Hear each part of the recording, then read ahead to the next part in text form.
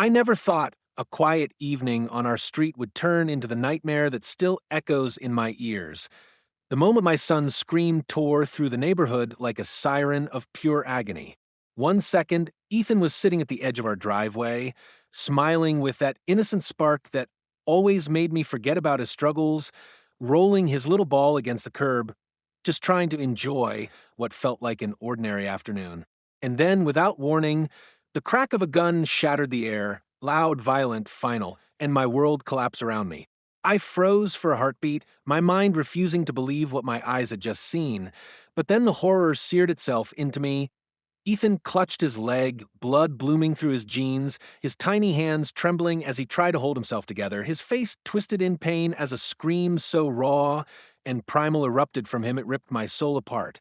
My disabled boy, who already fought harder than most kids just to stand, was writhing on the pavement, crying out for help from me, for anyone, and standing just a few feet away, holding the gun with a smirk that will haunt me forever, was Margaret, the woman we all called HOA Karen.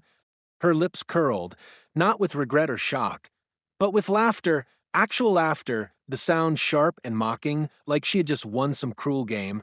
She didn't flinch, she didn't stumble, she didn't even look away as neighbors peeked out from behind curtains and front doors, their eyes wide but their bodies frozen, too afraid or too stunned to intervene. The world slowed to a crawl around me. Every detail burned into memory. The way the late sun glinted off the gun still in her hand, the metallic scent of blood mixing with the fresh-cut grass, the echo of Ethan's voice breaking as he screamed again, pleading for anyone to save him. My feet finally moved, my lungs tearing as I screamed his name, my body collapsing beside him as I tried to stop the bleeding, my shaking hands useless against a flood of red soaking through. Margaret stood there, head tilted, almost amused by the chaos she had created, her laughter slicing through the air again like a blade, each sound more twisted than the last.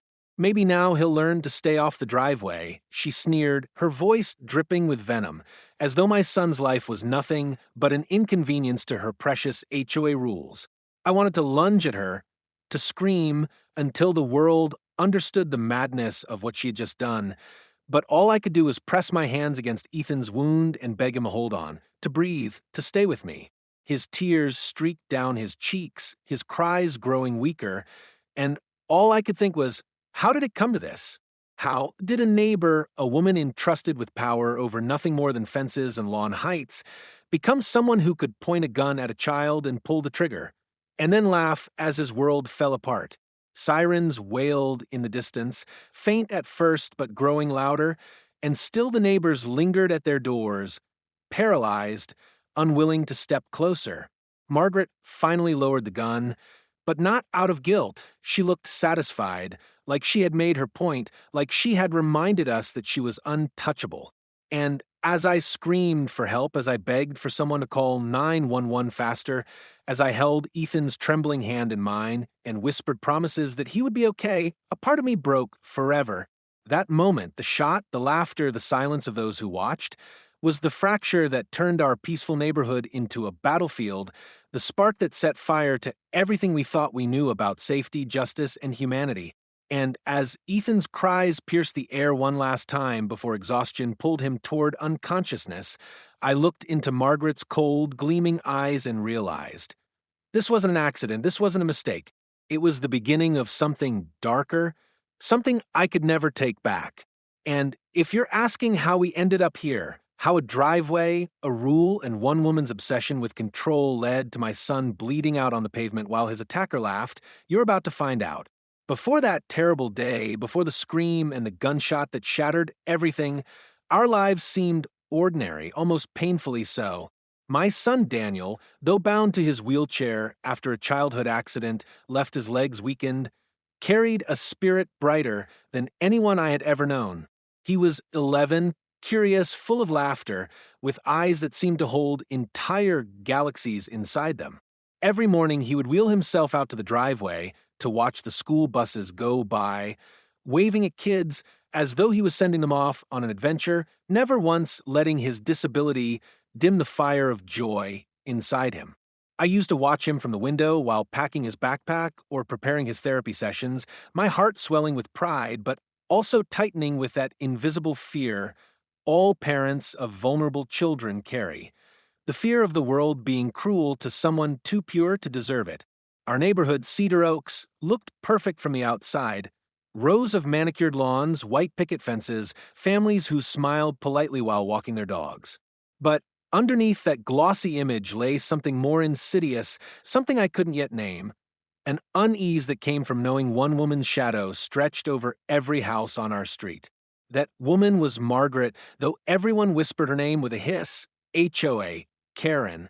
She was the kind of neighbor who had memorized every line of the bylaws, every clause about fence height, paint color, and garbage bin placement, using them not as guidelines, but as weapons. At first, she seemed harmless, just overly involved. Her clipped tone when she reminded me to keep the driveway clear, her thin smile when she commented on Daniel's little wheels scraping the sidewalk, her fake politeness that never reached her eyes. I brushed it off as eccentricity. After all, every neighborhood has one person who takes rules too seriously. Daniel, in his innocent way, never noticed her sharpness. He would smile at her, wave even when she ignored him, and once even offered her a drawing he'd made in art therapy, a bright picture of the sun shining over our street. She didn't take it. She glanced at it with that same tight smile and said, "You should make sure he doesn't litter. Paper blowing around makes the community look messy." I laughed it off then, pulling Daniel back inside, but the sting of her words sat with me long after. Still, life went on. We planted flowers in the front yard, joined neighborhood barbecues, and tried to blend into the fabric of Cedar Oaks like everyone else. But little cracks began to form. Notes taped to our door about leaving Daniel's toys in the yard. Petty fines for a wheelchair ramp, she claimed, didn't match the community aesthetic. Whispers at HOA meetings about exceptions being made for us. Each incident was small enough to dismiss on its own, but together they began to weave a pattern I couldn't ignore. And yet, I convinced myself it was manageable. Daniel's laughter was louder than her cruelty, his joy more radiant than her bitterness. On weekends, we'd play board games at the kitchen table, or I'd take him to the park where he'd race kids down the slide in his own way, proving to them that disability didn't mean defeat. He was thriving, and I clung to that, determined not to let Margaret's presence poison the home we had built. The calm was fragile, but it was ours. I didn't see it then. The way she watched from her window as Daniel played, the way her lips pursed when neighbors stopped to talk to him, the way her eyes lingered on us with something colder than simple annoyance. To me, it was background noise. To Daniel, life was just beginning. But that quiet before the storm, the laughter on warm evenings, the dinners filled with stories, the driveway, where he sat happily waving to the world, was only the thin crust hiding the molten rage beneath. And soon, that crust would crack, and everything we thought was safe would burn. It was around this time that Margaret, the woman everyone had begun calling Karen behind closed doors, stepped fully into our lives, no longer satisfied with being just a nuisance at HOA meetings or a voice leaving sharp notes on her door.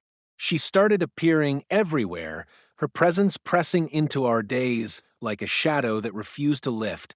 At first it was subtle, her standing too long at the edge of our driveway, pretending to check her mailbox, but really staring at Daniel as if he were a trespasser on his own property, her showing up uninvited during HOA inspections with a clipboard clutched to her chest, making remarks about our flower beds, our ramp, our very existence.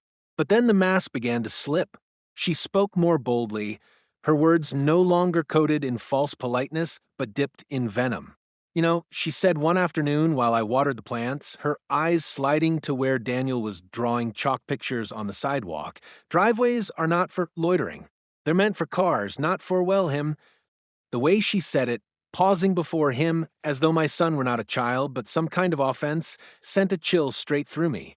I wanted to scream, but I held my tongue, swallowing the anger, because the last thing I wanted was to escalate. But escalation was Margaret's specialty. She began targeting Daniel directly, choosing moments when I wasn't nearby. Once, when I caught her cornering him near the mailbox, I heard her hiss, "You think you can just sit there all day like a king on wheels? People are tired of looking at you." Daniel didn't tell me right away. He tried to protect me, tried to carry the weight of her cruelty silently, but I saw it in his eyes. The brightness dimmed a little, replaced by confusion, by the painful question no child should ever have to ask: why does she hate me? At HOA meetings, she pushed harder, wielding the bylaws like weapons. She complained that the ramp decreased property values, that the sound of Daniel's wheelchair on the pavement was disruptive, that our presence brought unwanted attention. And the terrifying part was how some neighbors began to nod along, not out of agreement, but out of fear. Fear of her sharp tongue, fear of becoming her next target. I sat in those meetings clutching Daniel's hand, listening to Margaret twist words, watching her smirk when no one challenged her. She thrived on control, on making people cower, on bending the rules until they snapped in her favor. She started sending letters almost weekly, each stamped with the HOA logo, but written with her spite. Fines for the ramp, warnings about toys in the yard, accusations of noncompliance for things we hadn't even done. I'd open those envelopes with my stomach in knots, knowing each one was not about rules at all, but about her obsession with breaking us. And yet, despite it all, Daniel tried to smile through it. He would roll into the kitchen after therapy and say, "Don't worry, Mom. She's just mean because she doesn't have anyone to play with." His innocence was a shield, but I could see the cracks forming, see the way her words clung to him like a shadow. Meanwhile, Margaret grew bolder. I caught her once on our porch, leaning down to examine the bolts on Daniel's ramp as though she were searching for flaws to report.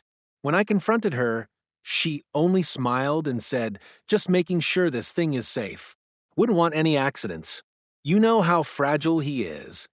Her eyes glittered as she said it, and I realized then that this wasn't about rules or ramps or lawns. It was about power.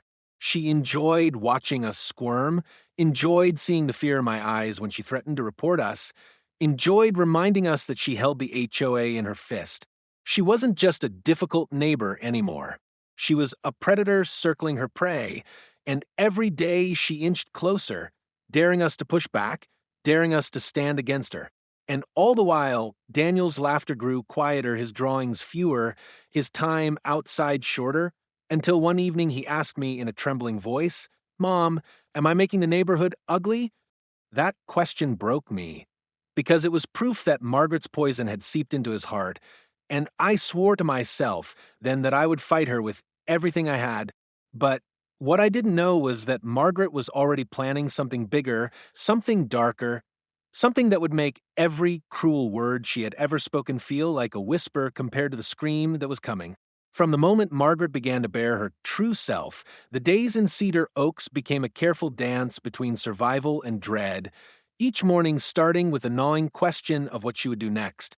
Her obsession with control spiraled from cutting remarks into calculated warfare, and suddenly, the walls of our own home no longer felt like shelter, but like thin defenses against a relentless intrusion. The first time she called the police, it was because Daniel's wheelchair ramp extended too far into the sidewalk, which was a lie. The ramp barely brushed the edge of our property, but she delivered her complaint with such venom that 2 officers showed up at our door as if we had committed a crime. Daniel sat in the living room, clutching his sketchbook, his wide eyes darting to me as I tried to explain the absurdity of it. But even after the officers left with an awkward apology, the damage was done. Margaret stood across the street, arms crossed, smirking like a general who had won a battle. And that was just the beginning. Soon she was filing noise complaints about Daniel's wheelchair, claiming the sound of wheels on pavement disrupted the peace. Once she accused him of intentionally scratching her driveway simply because he rolled past it. Another time, she snapped photos of him tossing a ball in our yard and presented them at the HOA meeting as evidence of unsightly clutter. Each time, she twisted the truth just enough to make us look like troublemakers, and though the board knew deep down her claims were absurd, fear of her wrath kept them silent. But it wasn't just the official channels she used. She also mastered the art of public humiliation. At one meeting, she leaned forward in her chair, eyes fixed on Daniel as he sat quietly beside me, and announced, Some people think sympathy entitles them to special treatment. This community cannot lower its standards for one family's situation. Gasps rippled through the room, but no one spoke up. Daniel's hand tightened in mine until his knuckles turned white, and when I glanced at him, I saw tears welling, the kind he refused to let fall because he didn't want to give her the satisfaction. My heart broke, but anger bloomed with it. Anger that no one else dared to stand against her. Anger that a child was forced to bear such cruelty in silence. Margaret, though, thrived in that silence. The more she sensed the neighbors' fear, the bolder she became. She began prowling the sidewalks at odd hours, circling our home like a hawk. Once, I woke at 2 a.m. to the sound of gravel crunching outside and found her in our yard with a flashlight, claiming she was checking for code violations. I called the police that time, but even then she twisted the narrative, insisting she was protecting community safety. They left without so much as a warning. And through it all, Daniel's world shrank. He stopped playing in the front yard, too afraid of her eyes watching from behind her curtains. He avoided the mailbox, knowing she might be lurking there. Even at school, the weight of her words followed him. He grew quieter, less eager to share his drawings, less willing to wave at passing cars. "Why does she hate me?" he asked one night, voice trembling in the dark. I didn't do anything. I had no answer that could soothe him. How do you explain that some people destroy others simply because they can? Meanwhile, the neighbors fractured under her reign. Some avoided us entirely, not out of cruelty, but out of terror. Better to stay on Karen's good side than risk her wrath. Others whispered words of support in private, but never dared to say them aloud. A few even sided with her, parroting her complaints about property values as though those words excused cruelty. We were isolated, cornered, the walls closing in with each passing week. My own chest grew tight with constant fear, every knock on the door, every envelope in the mailbox making my hands shake. I started keeping a journal of her actions, dates, times, photos, anything to prove we weren't crazy, that this wasn't just neighborly bickering but targeted harassment. But Margaret seemed untouchable, always slithering through the cracks of the system, always laughing when she knew she had us pinned. And the cruelest part was how she started to play with Daniel's mind. One afternoon, when I stepped inside to answer the phone, I returned to find her crouched at the edge of our driveway, her voice low but sharp as a knife. "You're nothing but a burden," she told him, her smile stretching unnaturally wide. "One day, even your mom won't be able to protect you." Daniel burst into tears, and when I confronted her, she straightened, brushed invisible dust from her skirt, and said, "Oh, I was just warning him not to get hurt. You should be thanking me."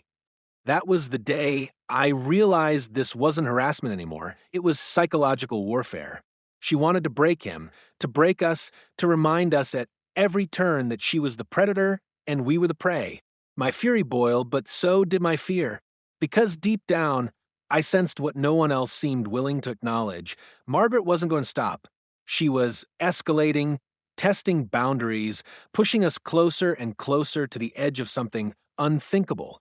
And though I tried to hold our family together, tried to smile for Daniel, tried to pretend that this storm would pass, the truth gnawed at me with every glance from her cold eyes.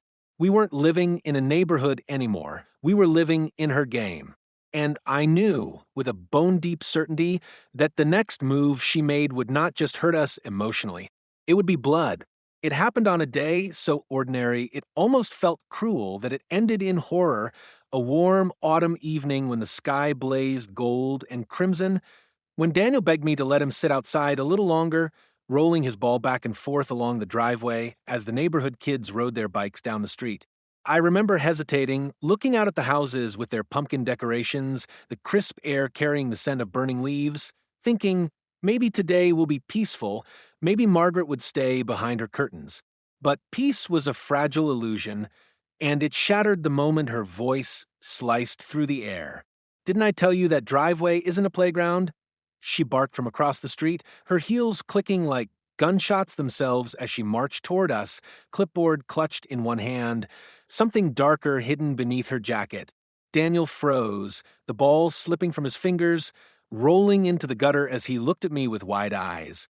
I moved to stand in front of him to shield him, but Margaret's fury was already boiling over, her face twisted with the kind of hatred I'd only ever seen in nightmares.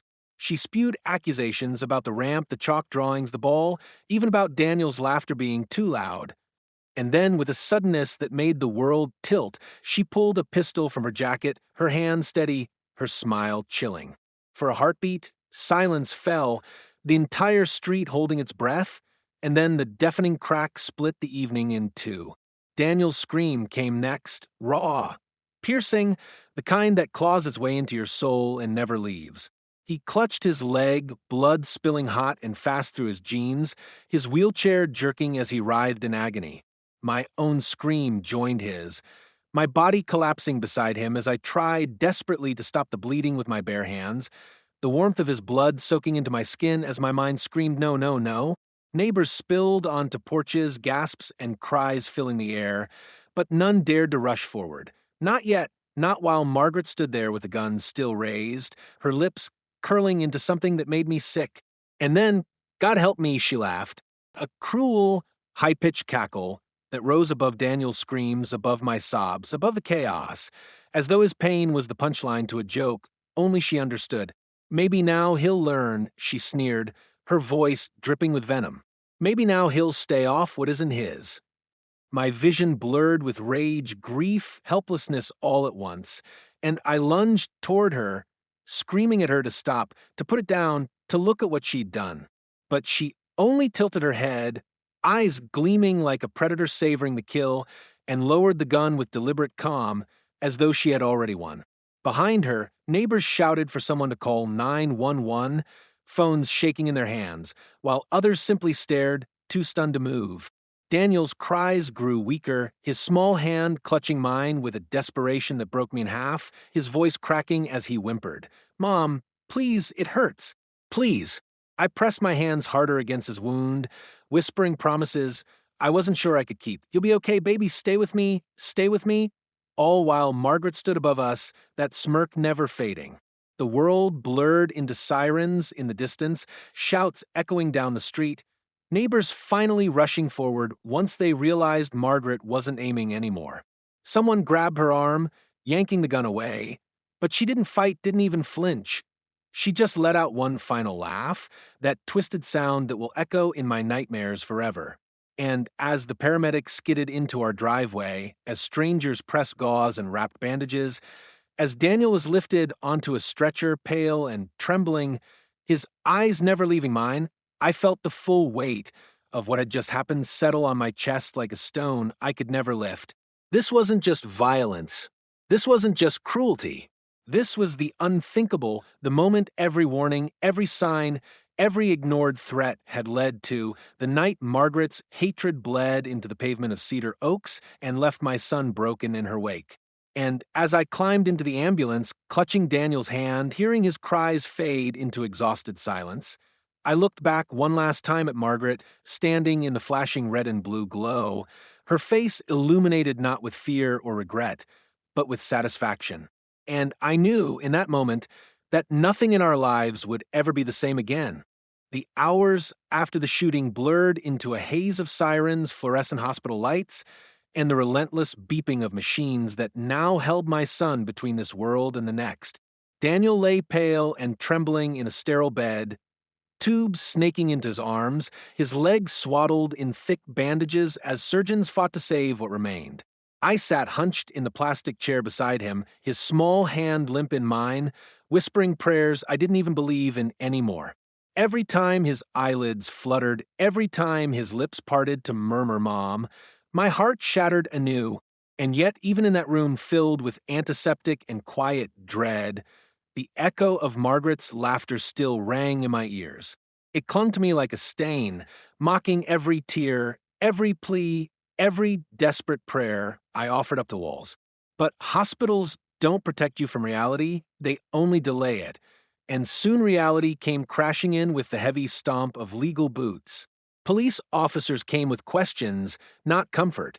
A detective with tired eyes asked me to recount every detail, while another scribbled notes, already skeptical of how far this would go. She shot a child. I snapped, my voice raw. And you're asking me what color jacket she was wearing? But even as I said it, I knew the problem wasn't evidence, it was power. Margaret wasn't just a neighbor with a gun. She was the head of the HOA, the self-proclaimed guardian of Cedar Oaks, and already whispers began swirling that she had acted in defense, that Daniel had been menacing her, that somehow in this upside-down world, a disabled boy in a wheelchair had posed a threat to a grown woman with a weapon. The hospital became our battlefield first, doctors fighting to save Daniel's leg, therapists preparing for months, maybe years of painful recovery. But beyond those walls, the bigger battle brewed. The court system, the HOA board, the neighbors who suddenly weren't so sure about what they'd seen. Margaret wasted no time turning the narrative. Within days, glossy letters stamped with the HOA logo appeared in mailboxes, painting her as a victim, spinning lies about an aggressive child and a dangerous situation that had escalated beyond her control. Some neighbors whispered sympathy when they saw me in the hospital cafeteria, but most avoided eye contact, afraid to be caught choosing sides. Margaret showed up to HOA meetings flanked by lawyers, her smirk gone but replaced with feigned fragility, her hand pressed to her chest, her voice trembling as she said she feared for her safety that night. And, unbelievably, some people nodded along. I wanted to tear the walls down with my rage, to scream until the truth pierced their cowardice, but instead I sat in those meetings with Daniel's wheelchair beside me, his silence speaking louder than I ever could. When the case finally reached the courtroom, I thought, surely, finally, justice would prevail. The evidence was clear. Neighbors had heard her laughter. Police had confiscated the gun. Daniel's blood had stained the driveway. But Margaret's lawyers were skilled in twisting shadows into doubt. They painted her as a woman under siege, a victim of harassment, a protector of community values. They paraded witnesses who claimed Daniel often lingered where he shouldn't, who said they felt uneasy about his presence, as though a child's wheelchair rolling down a sidewalk was cause for alarm. Each word was another knife in my chest, each lie another weight pressing down on Daniel's dignity. I clutched the journal I had kept, flipping through pages of notes, photos, dates, proof of her obsession, her cruelty, her escalation. I read aloud her words, her threats, her laughter, my voice trembling with fury and grief. And when I looked at the jury, I searched their faces for something: sympathy, anger, recognition of truth. Some flinched, some stared blankly, some looked away. Through it all, Margaret sat calm, her hair pulled back neatly, her lips pursed like a woman inconvenienced by errands. And when Daniel wheeled himself into that courtroom for the first time, pale and thinner from surgeries, his leg trembling under the weight of braces, her eyes didn't soften. They hardened. It was the look of someone who still believed she was in control, who still believed she could crush us with the weight of her lies. But she underestimated him. When Daniel finally spoke, his voice quiet but steady, describing how she pointed the gun, how she laughed when he screamed, the courtroom fell silent. His innocence cut through her web of deceit, his tears washing away her mask. For the first time, I saw her falter, just for a second, as though even she couldn't smirk in the face of a child's broken truth. Still, justice wasn't swift. The trial dragged on, each day another assault on our strength. Medical bills piled up, my job slipped through my fingers as I spent every hour between hospitals and hearings, and still the HOA board circulated letters defending her. Some nights, I thought about giving up, thought about packing our lives into boxes and fleeing Cedar Oaks forever. But every time I saw Daniel trying to lift himself from his chair during therapy, his teeth gritted, sweat dripping down his face as he refused to quit, I remembered why I couldn't walk away. We weren't just fighting for him. We were fighting for truth, for every neighbor too afraid to speak, for every child who had ever been silenced by cruelty. The aftermath of the attack wasn't just about physical wounds. It was about exposing a monster in plain sight. And though Margaret still stood tall, still cloaked in influence and lies, the cracks had begun to show. And I knew deep in my bones that if we pushed harder, if we refused to break, those cracks would split wide open. In the years that followed, the gunshot that shattered our world never fully left us. It lived in the scar on Nathan's leg, in the limp that slowed his steps, but never his spirit, in the way silence sometimes felt too heavy when he remembered the sound of her laughter. But scars are not only reminders of pain, they are also proof of survival. And Nathan, though forever changed, refused to let that night define him as a victim. With every grueling therapy session, every trembling step taken on braces that bit into his skin, he showed a strength that no bullet, no cruelty, no neighbor's hatred could ever take away. I watched him grow from a boy broken in a driveway into a young man who carried resilience like armor, his smile softer but steadier, his eyes older but brighter, his heart somehow still open in a world that had shown him its darkest corners.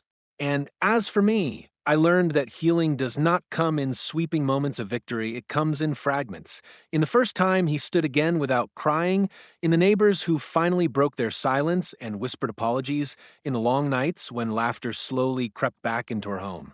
The incident changed Cedar Oaks, too. For years, it had been a place of manicured lawns and painted fences, a neighborhood bound more by fear than by community. But Margaret's downfall, the exposure of her lies, the weight of the truth finally dragging her into the shadows, forced people to face what silence had cost them. Some moved away, unable to bear the guilt of their inaction. Others stayed and began to rebuild, to plant new seeds of compassion in soil that had once been poisoned by her control. The HOA board, once her weapon, was stripped of its power, its rules rewritten not for control, but for fairness. And yet, no matter how many fences were painted, no matter how many meetings began with promises of a fresh start, the memory of that night lingered. A cautionary tale whispered to newcomers, a reminder that evil can bloom even in the neatest of gardens if no one dares to cut it down. For me, the legacy of that incident was not just in the legal victory or the punishment she finally faced. It was in the lesson etched into my soul that cruelty thrives in silence, that power unchecked can turn neighbors into tyrants, that the price of ignoring injustice is often paid in blood. I carry that lesson every day, not as a burden, but as a vow to speak when others fall quiet, to protect when others look away, to remind the world that disabled children like Nathan are not burdens, but beacons, proof of human resilience in its purest form. And if you're listening to this now, if you've followed our story from its first crack of a gunshot to the quiet after the storm, then know this. It is not just a story about us. It is a warning. A warning about the dangers of apathy, about the monsters that wear ordinary faces, about the cost of letting cruelty grow unchecked. Because what happened to my son could happen anywhere, to anyone, if good people choose silence over courage. And so I leave you with this. The next time you see injustice, the next time you hear cruelty disguised as rules or laughter at someone's pain, remember Nathan's scream, remember the laughter that followed it, and ask yourself, will I be silent or will I stand? Because silence almost killed my son, and standing saved him. This is not the end of our story, but it is the truth of it. The legacy of that night is not just the scar on his leg, or the limp in his walk, or the nightmares that still sometimes wake him in the dark. The legacy is resilience, courage, and the reminder that we are stronger than the hate that tries to break us. And as Nathan wheels himself now across that same driveway, older, taller, his head held high, I no longer see the scene of a crime. I see the proof that we survived, that we endured, that we are still here. And to everyone listening, to everyone watching, let this story burn itself into your heart, not as entertainment, but as a call to action. Because one day, your silence or your courage may be the difference between laughter at someone's pain and a child's chance to live. This was our story. This was our fight. And this was our warning. You've been listening to the HOA stories, and may you never forget the price of silence.